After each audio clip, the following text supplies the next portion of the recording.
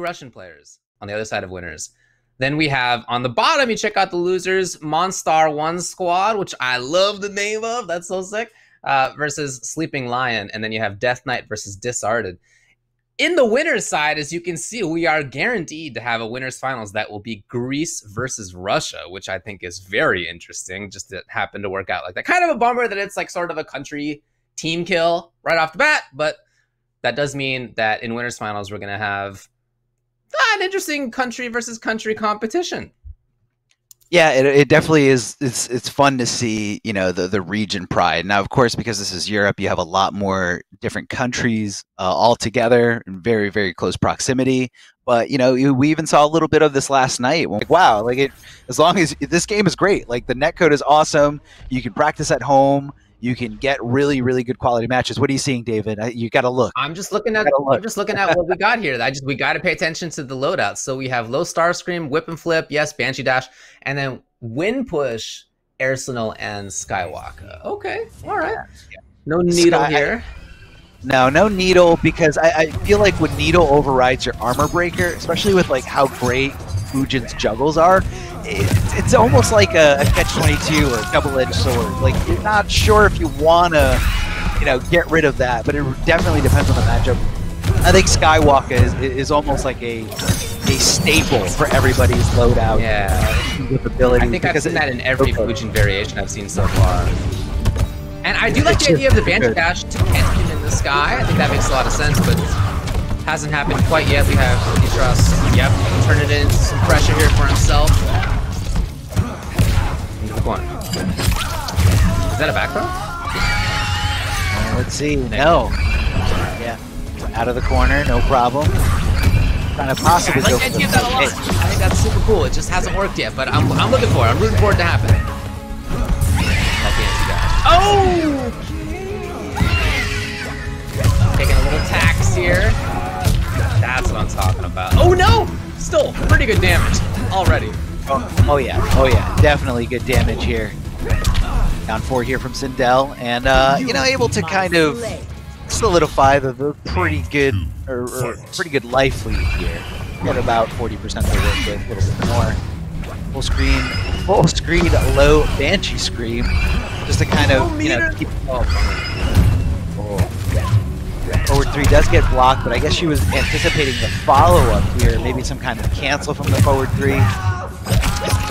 Fujin's little slide loves to get under everything. Big jump in, but not able to hit confirm into anything afterwards. He was looking for the big boot after that little dash on the jump in. Oh, okay, cool. That's really good to know that her forward 4 can get that. Definitely something to keep an eye on at that range. Hey, it's kind of bulky mid-range Sindel. I really like this. Yep, anti-air. Yeah, getting clipped a little bit there, the jump in. If you jumped a little later, would have been able to get over clean, no problem. Sindel loves to stagger with that forward 4. The cartwheel just going in. You don't know if she's going to flip out and be safe, or if she's going to stop and go for the stagger pressure. Talk about a stolen turn right there. I love to see that kind of thing. Yeah, you're right. It is really good. It is really good. So game number 1 going to Sindel. VaL looking strong. Will there be any changes, I wonder, for Nitros? He did. So we asked each player, you know, what kind of characters should we expect from you? He told us that Aaron, Sonya, and Fujin are the characters that he feels he can play well. Fujin a little bit more of a... Yeah, Fujin's a newer character, not super new, but, you know, introduced a little bit later than Aaron and Sonya, obviously. So I don't know. I don't know if Aaron can do something about this. You know, Scud Shot does reach full screen, but you are going to need bar for it. And Sonya's got some pretty good zoning as well. It's like we got a new loadout here. So let's pay attention this time, David. I have to constantly remind myself. I know. Modern MK commentary. You got to look at the actual character select screen these days. Yeah. So this is called E-Swag. So orbital drop, rings, and air marching orders, the little extra jump-in kick. Yeah, I've seen a lot of Sonya's. Yeah, we've seen a few Sonyas here and there. And when we have, it's always been with the first two of those, right? Each Sonya that I've seen since the variations were opened up to customs have had those two at least. And then the third one is like, do you want to have the armor breaker? Do you want to have the extra jump in? You know, there's other stuff you can think about at that point. Yeah. Well, you want the good armor breaker for this one, and this is what they're equipping. Right. Whenever Sonya's got you in a nice juggle, just like we saw before in the last set, you got to think twice. Like you're breaking against Kung Lao. Like, is this worth it? Will I die for making this decision? Big jump in from Sonya, but nobody was home thanks to the mobility of that forward cartwheel of Sindel. Very tough move to deal with. You know, she's pretty safe when she completes that string. Okay, here's the okay. A lot of short hops here. Gotta watch out for that fatal blow from either of these players. Looks like Sonya gets in there, no problem with that high elbow going right into the overhead. Something you want to take a note of. You know, you're battling against this type of player. Do they have the tendency of going for the overhead rather than the low? Couple kicks here. Big chance. Nothing. And a little dash cancel into some hit confirm. Trying to get the corner. No, there's that eye coming into play again. Now for VaL. Trying to harass a little bit. There's the range. I get that Banshee scream to kind of, you know, make the comeback, the X factor, if you will, of Sindel, because you never ever want to sit. You never really have a life lead against Sindel when that crushing blow is made. It's always a possibility. Big jumping from the interactable. Yes, get it in time. Nice, beautiful conversion. Well, look, to be honest, I was wondering how the internet would do, and we're playing from the Pacific Ocean to Central Asia, and looks like it's doing well because we've had some really nice hit confirms. We've had some really nice dash cancels here for both players. You know, in terms of finding what they need, the dash cancels, of course, coming out of Sonya. I like this. Nitros is looking good right there. So I wonder if we're going to see a switch, because when VaL picked Sindel with the Banshee dash in the sky, I feel like that's something you pick against Fujin with Skywalker, right? You're looking for him to approach skyward. Not really going to be something that you're just going to see from Sonya as much. Maybe there's something else he'd rather have instead. He said that he plays Sindel and Dade. Sonya. So it looks like he might be switching up the abilities, like you mentioned, David. And the Air Banshee is definitely something that, you know, you want to stop from you want to utilize to stop a character from jumping in or approaching through the sky. And Sonya is not really that type of character. Yeah, she jumps in just like like anyone would in certain situations. But it's definitely not any kind of airwalk. I feel like a lot of Sonys like to hold their ground. What do we see? Low Star Screamer, whip and flip, and then the Air Banshee dash. It's the same one. Yeah. So, I mean, it's good regardless. Yeah. I think possibly utilizing this for combo potential, to extensive combos. You know, basically act as an offensive projectile themselves rather than like a defensive one against, you know, potential jump-ins or potential airborne approaches. Yeah, I don't mean to frame it as only having one use. It's pretty useful stuff for sure.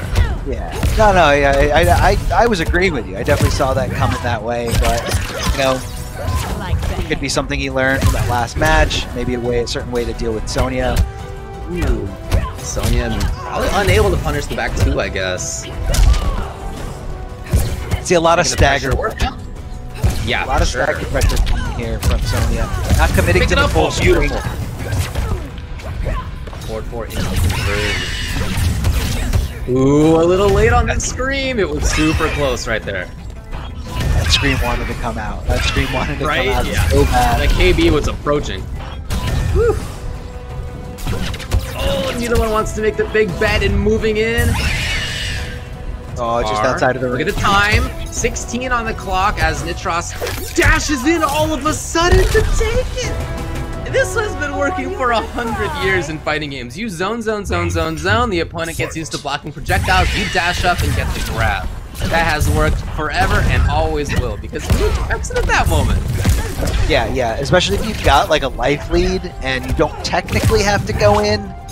Just a tricky little spot, tricky situation here. Big jump-ins from both players, but this time Sonya getting the best of it. Sindel giving Sonya a little short hop. attack of her own. Very unsafe stuff, but it is super tricky as it hits overhead. A lot of throw mix happening here. She's not committing towards the corner, but you know, instead just trying to get, trying to keep this cross to keep guessing. Nice down 2, just in case she does break away, knowing that, you know, that's all you really need to solidify the win. Oh, low out the gate, armor breaker! And now, unfortunately, Sonya running completely out of defensive meter for a very long time, and still ended up getting combos anyway from it. Not too much, not too much damage, but still, you barely avoided anything. Short hop overhead, jumping over with the hair whip.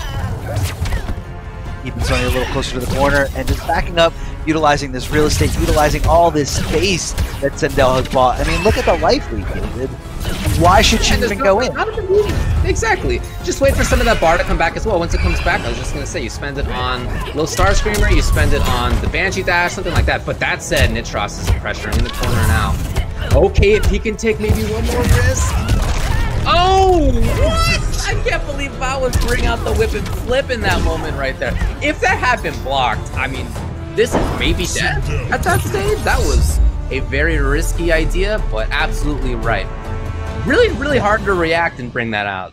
I mean, maybe, but that's super tough to do. So it's 2-1.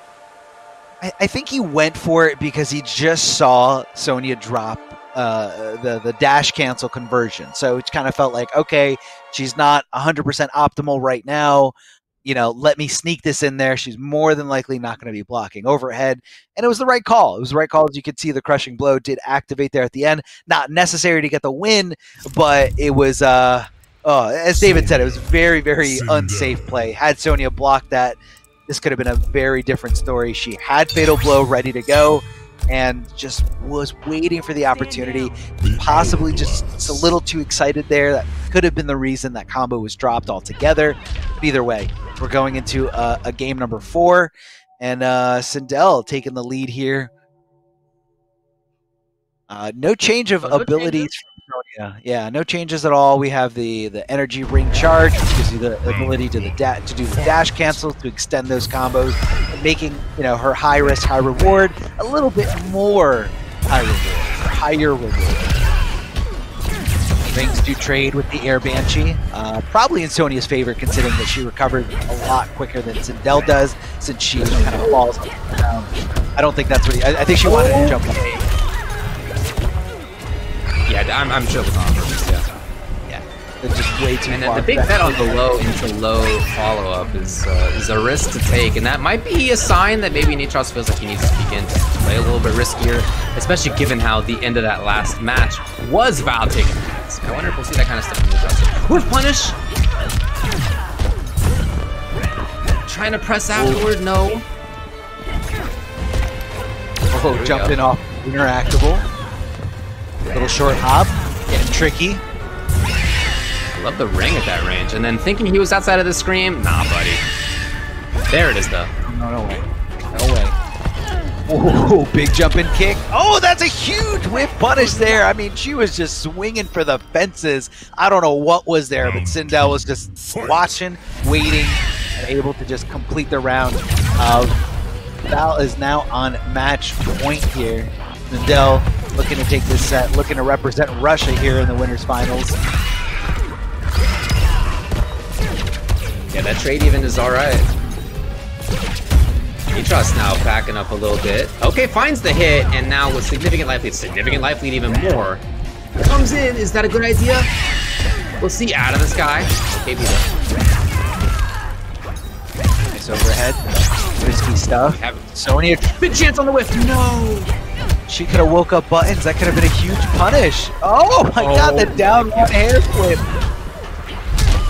The whips, the flips, they're all over the place here. Nitros just backs off. Does not even want to take the risk up close. That was close as well on that scream. Uh-oh. Gotta worry about scream range. Forward 4 range. Dashing in, it's not going to be enough. Very close though. And scream, what else would it be? Scream right there. Taking control. Winning the match. And that will be punching his ticket into winners finals again, where we are going to have Greece versus Russia. Yeah, VaL versus H-Dope GR. VaL was, you know, in control there. I mean, he had a huge life deficit there, and that he had to kind of make up, but just kind of kept calm, knowing that Sony's got a little bit less health than the rest of the cast. And at the end, how that goes, which character do they think is going to be good under these circumstances as well? That may be something factoring into this. Oh, are we actually going to be playing the winners finals first? I guess we are. Yeah, that's what it looks like. Yeah, so we have H-Dope, who's you know, very close to Nivik. Nivik had a lot of great things to say about this player, and you know, as you guys just saw in the bracket, this is actually the player that took down Nivik out of the winners and into the lower bracket. So this is definitely a force to reckon with here. Nivik, you know, when you look at the bracket and you see all these players, Nivik is the one that stands out the most in terms of accomplishments. He's traveled internationally, competed at the highest level, and it looks like here we got Spawn. We have Charging Hell Spawn, and this is basically the same variation we just saw coming out of Nivik, where it's going to lead into a lot of damage. It looks like he didn't even rename the variation. It's just the one continuous. So this is going to be a Spawn loadout that we're very familiar with. High damage as long as you come off of that breakaway, not going to be unsafe. And he's also going to have access to the core move here with the cape charge, the cape charge that goes through projectile. I actually don't know if it goes to Sindel's low scream. I know that one is kind of weird in terms of property, but let's see what happens. That's fine. 3? Yeah, 3 is the high. This is it's a very oppressive situation for so many characters to deal with. Few characters have far, fast buttons to deal with this. She's got far buttons, that's not the problem. They're just not very fast. No, the drop! Oh, he drops the ender! Good throw tech. Oh man, he's nervous. He's nervous that he screwed it up. He knows he screwed it up, but just calm down and you can find it here. Good flawless block here from VaL. That was insane. So clutch in the scenario. Oh no, getting clipped there by the low. Here comes the jumping! Oh no. Is it enough? It is! Oh boy, for a hope, you have to think back to that dropped combo. Round 2.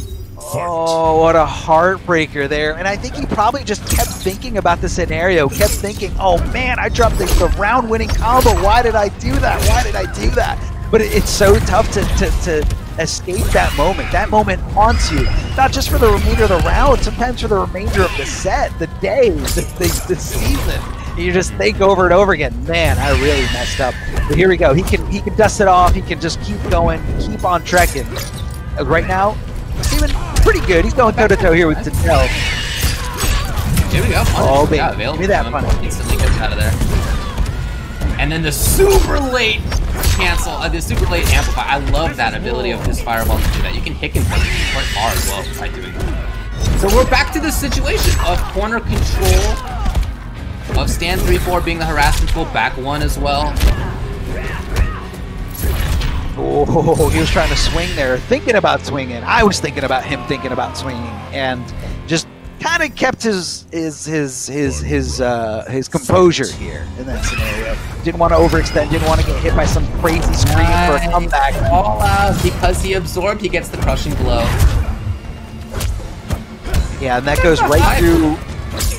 Yeah, it goes right through projectiles. So you know, it's a really good way to call out an opponent's full screen options. And you know, as we know, Sindel's got plenty of those.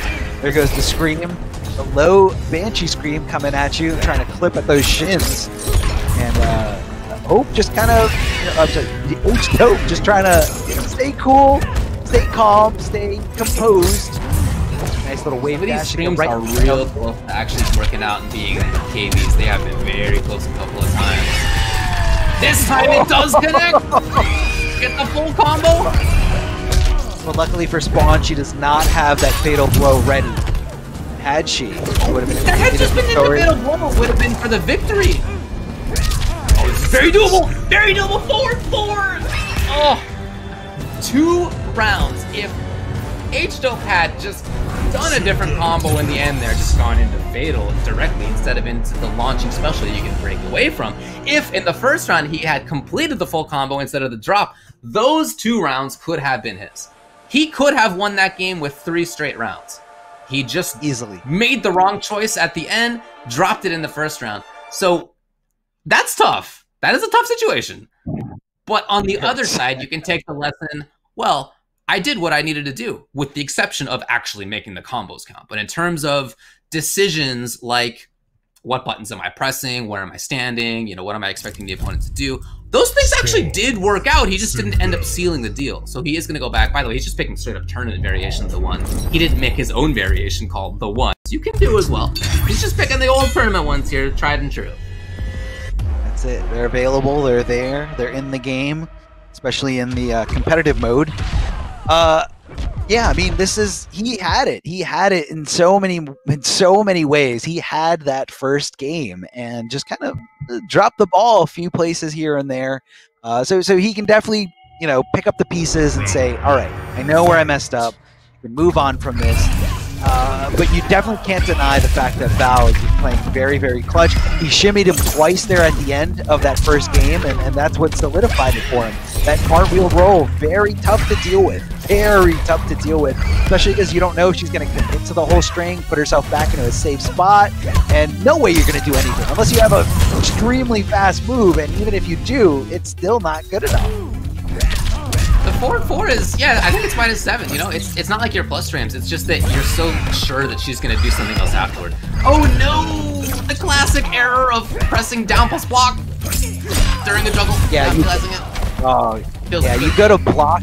Yeah, it feels super bad. You go to block that low, and you do it a little too late, and you're like, oh, that was a breakaway that I definitely didn't want. Now I have to wait all this time to get this bar back. This is not a good spot for H-Dope right here. But he's got to stay calm. He's almost got his bar back, almost going to come back from, you know, that input error, huge error there. Let's see where he can find the back 1 range, or hopefully the stand 3 range from spawn. Ooh, Banshee Scream getting right under it, getting right through. Projectiles immune completely here in the animation of that cape swoop, that charge there. Confirm, good combo. Slowly moving forward here. I feel like he's trying to get outside of what Spawn can do. Even the character like Sinu has some nice range and almost on his stuff. Can't really challenge. Definitely good range for the most part, but a little bit slower. Definitely a little bit slower. Right. Low Scream, just kind of clipping him over and over again. I feel like he's too scared to commit to any kind of offense, so he's just playing way too defensively here. That's why he was opened up easily by a throw. But definitely a trade in his favor as long as he amplifies it. You gotta watch out for that low scream. That low scream where she just kind of arcs all the way down. Low profiles a lot of things. Definitely enough here. H-Dope standing there. Final round. Fight! But yeah, that low screen's been a big part of this, of course. Oh, wow. Interesting. Oh, he tried to go for a whiff punish, but she committed to the whole string, the whole forward 4 string, and you just don't know. It drives you insane because it's one of the most frustrating things to deal with, you know, about Sindel outside of a crushing blow scream. This is definitely up there. Definitely up there where you just don't know. Do I swing? Is she gonna whiff? Is she not gonna whiff? Oh, big crushing blow right to the face, gonna lead into a big combo here. Gonna try to keep it up. Just go that far. That was so close. Almost 400.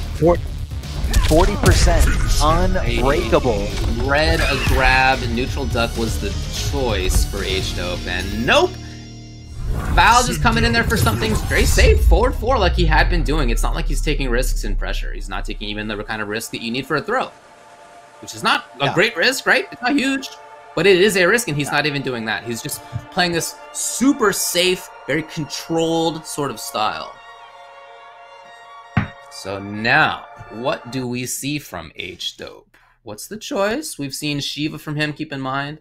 Kung Lao, he said, is an option for himself. Yeah, Kung Lao could be the winning scenario here. I mean, that first game of Spawn with Spawn, definitely a lot closer than that second game. That second game was all VaL. Okay. Looks like we're going maybe Shiva. We did see this against Nivik, which forced Nivik to pick Sub-Zero, which H-Dope, I believe, switched away from Shiva in order to deal with that Sub-Zero.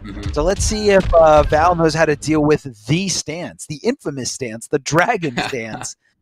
we can see here the stance. This is the stance.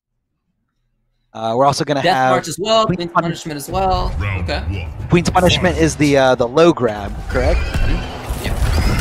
So this is, you know, you're going to see her, you know, double dipping into turn by doing stuff like down one into low grab. I don't know. Right next. Really recovered in time and actually recovered for the punishment of his own in time. That is incredible. Stance. But about this range right here, you can be stuck. You're stuck here. You don't need to be watching. There. A little screen back, a little projectile back. Taking a bunch of projectile chip damage. It doesn't need to be the case. But VaL's still down in life. I feel like the trades projectiles is always in Shiva's favor. It's very tough to get something on the board. I mean, that one got through clean. No trade at all. Goes for the hair flip. Oh my god! What a solution! The hair flip. The first 2 times we've seen it in this entire set, because those are the first 2 times that we saw almost any risk at all in this entire set. Yeah, exactly. That's exactly right. And it's just like a completely maniac thing to do. Yes, it hits as an overhead, but it is so unsafe. But, you know, just figured, whatever, do or die. I mean, I've got no health. There's no way I'm trying to contest, you know, this projectile war. So let me just go for it. And it paid off. Wow, looking incredible here. The cancel of the scream, getting real tricky, going for the full cartwheel string. And just kind of, now that VaL has a huge life lead. Wow. Perfect call out, perfect punish of the stomp. Gonna go for the corner positioning here. Big jump in and just backing off VaL. 100% momentum running from the end of round number 1 with those crazy 2 hair flip combos. That was insane. I really like some of what we saw right there. He actually did challenge in between the string and the dragon stance. Again, you can do that, right? This is not like some perfect thing. The startup oven is pretty long, actually. And if she ever tries to do, like, you know, dragon stance into... And saying, you know, hey, look, I feel like you were playing too defensive against this player. You need to punish him when he does this. So, you know, you could be getting, you know, the strategies from the sidelines here to help you out. And that's a totally normal thing that you experience, even in offline setting, where, you know, your friends or your you know, close friends or training partners are watching your matches and giving you some notes. So here it looks like we have Sindel versus Kung Lao. And what's going to be the variation? We're going to have Buzzsaw and Possessed Hat, Wiggly Hat, if you will, which is pretty much what he's been using this whole time when it comes to Kung Lao. Not really the Tempest Lao that we're used to, but instead, you know, the new Lao with Buzz Hat, a brand new variation that was not available for competitive play before custom What we got, David? I like that a lot at the start. Oh, I just like the start off of VaL jumping back with the Air Banshee, and then, you know, hey, if it hits, you get the Amplify, you get a pressure, or you get a combo out of this. I like that as an intro a lot, especially since it's an airborne character as Kung Lao often is. Yeah. Corner comes up here for VaL. Able to pressure? No, it's actually jumping, meeting him into the sky. I love the call out there of the back roll. He kind of just reacted to it, or just, you know, knew, hey, this is the timing, and here it comes. Clipping the low, or getting clipped there by the low Kung Lao as he just kind of jumps in, as Kung Lao's love to do, and, you know, why not? He's got incredible air presence, a great jump in 3, and can get a lot of damage off anything. But here we go, that's going to be enough for VaL to secure that round, ending it there with the air grab, as he takes a nice early lead here, but not by much. It was a very, very close round, and H-Toke should not feel, you know, discouraged in any way. Buzzsaw coming at you, good block here from Sindel, trying to get that full screen scream crushing blow to activate. That's going to be a big punish. You don't want to do that. Oh, I'm interested though, because that was dive kick and then the Buzz Hat actually connected. So I thought that the intention was to make the dive kick safe, but it still wasn't. No, it still wasn't. Maybe it was to kind of make the punish a little bit tighter, but it could have been a little miscalculated, maybe mistimed. There goes the Buzzsaw. Again, a great projectile to just kind of keep away. He can move it up a little bit, if you could just see there, depending on if he anticipates his opponent to be in the air, as Sindel usually is when she's got that ability equipped. I really like the range that H-Toke is fighting from here. Okay, now he's got a chance to pressure up close. He's not going to get that up. But before that, I like the and distance, and he doesn't overpress. I really like what we're seeing right now out of H-Toke. To me, this is really strong. Close to just getting chipped. Great stuff. So that range was outside of where Air Banshee connects that he was standing at before. If he got hit by the low scream, you know, it does some damage. It's not a huge deal, I think is his perspective on that. And meanwhile, he's whittling away against his opponent. Oh, yeah. Escape failed, so that's going to be relevant for Kung Lao's pressure. Oh yeah, it's going to be a crushing blow, at least not on the table. Oh, crushing blow on the table and definitely on the minds of both players. So let's see how they play around that. See, right there, you can see Sindel being terrified of getting thrown, and that opens up for a perfect shimmy situation. Sindel poking back here, getting a throw of her own, and trying to buy herself as much space as possible, but decides to go in afterward, getting a little aggressive here. Are we going to see some crazy options? Maybe an overhead hair flip? No! Keeping it nice and simple. Regular throw. Stay in the corner here as Kung Lao utilizes that interactable, gets out of dodge, and buys himself a little bit of space and a little bit of time. Full punish. Big opportunity. Yes, he needs to get out of there. That didn't quite connect with the armor break. And this is, again, this is that range where it's okay. Oh, 4-4 into pressure grab. Very close. It's not enough, but anything will do it. No, I maybe spoke too soon. No! Shot right out of the startup of teleport. That teleport had come 10 frames early. Maybe that would have been good. Just had wrong moment.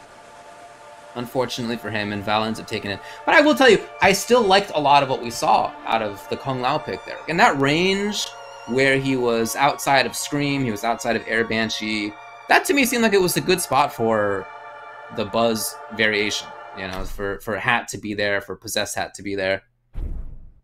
Oh, no. Yeah, Possessed Hat does a lot of, you know, strange things. I actually saw there when he comboed into it for like a little string. It actually seems like Possessed Hat leaves you a little bit more, it leaves you up a little bit more plus than the regular hat toss. So, you know, it also has a little bit more presence, you know, when you're throwing it out in the neutral, where it's a little bit harder to duck under or jump over. So, I mean, I like it. I feel like it's one of those abilities that you equip just to kind of make things that are strong a little bit stronger for Kung Lao. Now, obviously, Kung Lao loves leaving you in a standing position, especially when he's right next to you.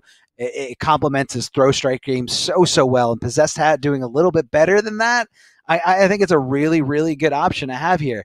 I don't know what he can do to help out against the Sindel matchup a little bit. I feel like he's there, very, very close. Just a few decisions are off. Yeah, it's not a big change that I don't think he needs. No. I don't think that this needs to be a case of like, do I need to switch characters? I mean, he can, right? But I don't think that is a necessity in maybe the way that it is in some bad matchups. To me, the way that this matchup has gone is clearly showing that there is a range that Lao can be at and feel comfortable, even with he's not in pressure directly, where of course, you know, you're going to feel pretty comfortable at range outside of some of the important stuff that Sindel can do. That is good as well. So we're getting the players back into this. Just had a little lobby disconnect, getting going here as soon as we can. But yeah, I wouldn't expect a change. To me, honestly, that looked a little bit better than when it was the spawn in winners finals. That's true. That's true. And I guess that's what really fueled this decision, is that, you know, he gave it a shot with spawn. It seemed like, you know, Sindel was getting under a lot of different things. You know, stand 3 wasn't really being as oppressive as he wanted it to be. And, you know, he wants a little bit more damage. But H-Dope needs to continue to be, and I think he's been doing a good job of this. He's been doing a good job of avoiding that scream crushing blow, where, you know, he's just outside of the range, and he knows like where he needs to stand in order to apply his game without letting Sindel go crazy with a scream, because that leads to a lot of damage. And if you've already used that breakaway or don't have access to that breakaway, it's going to hurt even more. So Buzz saw a nice little trade here for the interactable and for the low scream, but this time she amplifies it and does get right under it. Good little air banshee here. Very, very tough to deal with this. And Kung Laos are usually always in the air. This is not looking good for H-Dope, but looking to make a comeback here, getting a nice combo. What's going to be for Oki here. Goes for the forward 4, but just a little too late, and actually ended up getting a trade. Had he done it a little sooner, that could have been a full combo into a spin. but unfortunately for H-Dope, he's going down, and VaL looking incredible here, looking to take an even bigger lead here in game number 2 of this grand finals. I feel like that range is okay right there for Kung Lao, outside of Banshee range. You're going to take some low shots, you know, that is going to happen here and there. But other than that, you can set things up for yourself on the approach, just like you saw right there. You can evade the Scream, you can evade the air Banshee. You just can't be jumping in very often, and that's what H-Dope has gone for sometimes. Here's VaL, though, not just staying at that full screen range, occasionally coming in as well. Yeah, that's going to get caught. Oh, and the forward 4 spaced out so well from VaL. I mean, VaL usually never whiffs that move. I mean, it's a little slower, but the range on it is so incredible. And the whole mix-up. Oh my god, he got around it! That was insane! He got around the buzzsaw. Cool. Knowing exactly when it's coming at you, but H-Dope coming at him even harder with a fatal blow. Not going to be enough. I think he's going to scale along, but I definitely agree with the situation here, because if he loses this round, he's going to be going down 2-0, and that is not good for your morale, not good for your ego. Getting hit with the Banshee Scream, but no counter hit for the crushing blow.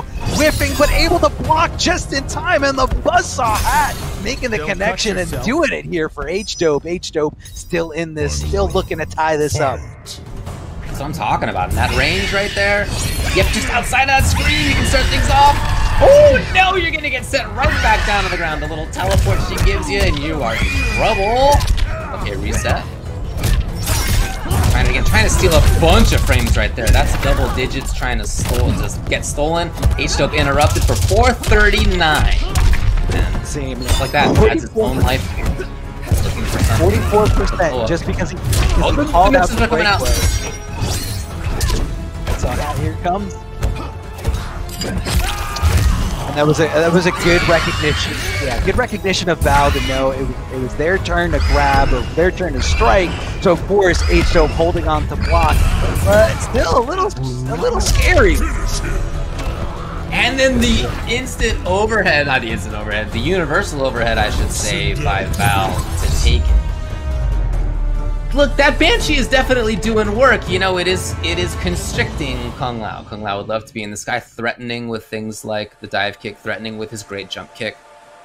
That just doesn't seem like it's as much of an option here. But nevertheless, when we see H-Dope on the ground at that 3/4 range, where he's just putting out the buzzsaw, he's maybe sometimes doing a possessed hat, that range has actually been okay if he's willing to not jump, and he doesn't seem like he's willing enough to not jump. He's been caught by Air Banshee a number of times.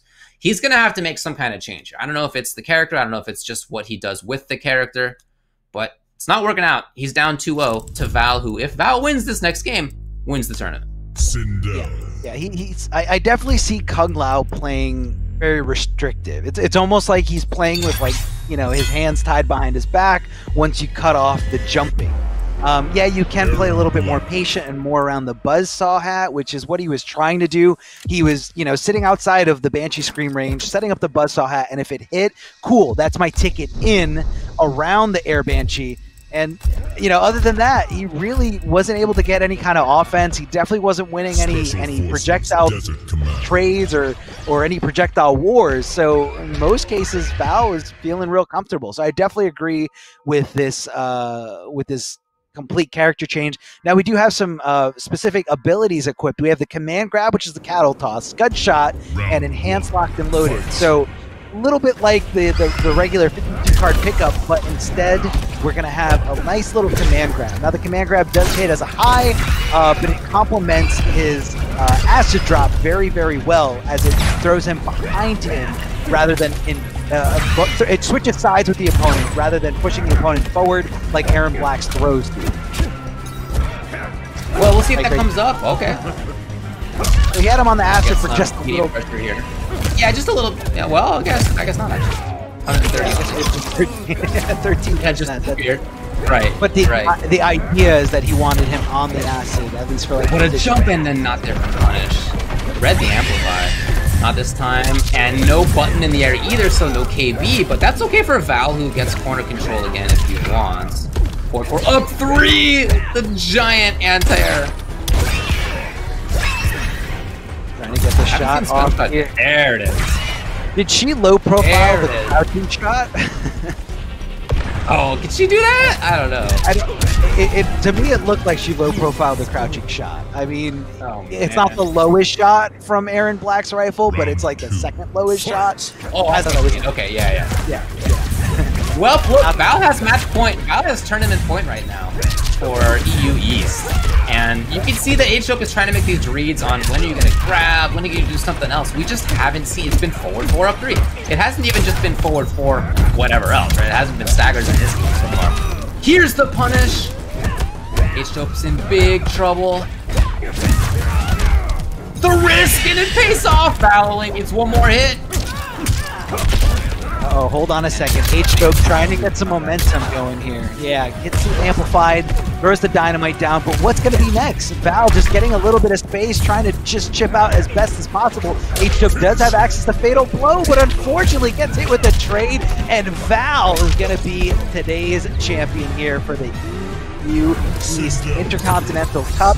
But remember, guys, this is just the beginning. We have way more tournaments to come. But congratulations to Russia and big congratulations to VaL for just putting on a dominant performance, not only in the winners finals, but also here in the grand finals, not losing a single set to anybody here. So huge.